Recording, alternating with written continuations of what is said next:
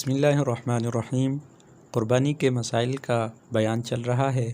کچھ مسائل ہم نے بیان کر دیے ہیں، آج مزید اور آپ لوگوں کے سامنے بیان کرتے ہیں۔ ایک اور وضاحت، ایک اور بات بھی اس جگہ واضح کرنا ضروری ہے، وہ یہ کہ عام طور پر لوگ یہ سمجھتے ہیں کہ قربانی شادی ہونے کے بعد سے لاگو ہوتی ہے، اس لیے بہت سے وہ نوجوان جو اچھی خاصی کمائی کرتے ہیں اور خوب مال جمع بھی رکھتے ہیں، وہ قربانی نہیں کرتے کیونکہ ان کی ابھی شادی نہیں ہوئی ہے۔ یاد رہے کہ قربانی اور زکوٰۃ کے مسئلہ کو شادی شدہ ہونے اور نہ ہونے سے کچھ تعلق نہیں۔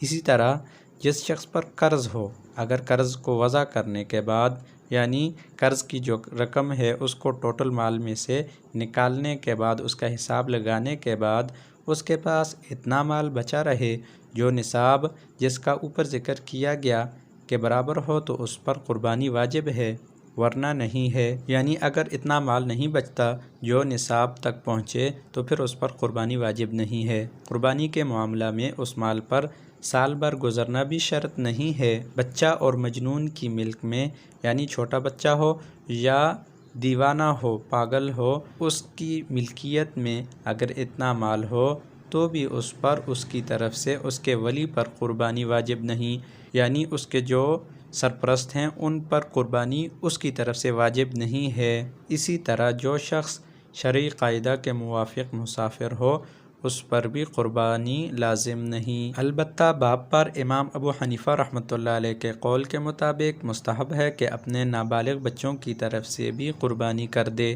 اگر اللہ تعالیٰ نے اتنی وسعت دی ہے اور مالدار ہے تو مستحب ہے کہ وہ اپنے نابالغ یعنی چھوٹے بچوں کی طرف سے قربانی کر دے۔ جس شخص پر قربانی واجب نہ تھی، اگر اس نے قربانی کی نیت سے کوئی جانور خرید لیا تو اس کی قربانی واجب ہو گئی۔ اللہ تعالی ہمیں قربانی کے مسائل کو سمجھ کر سیکھ کر قربانی ادا کرنے کی توفیق نصیب عطا فرمائے۔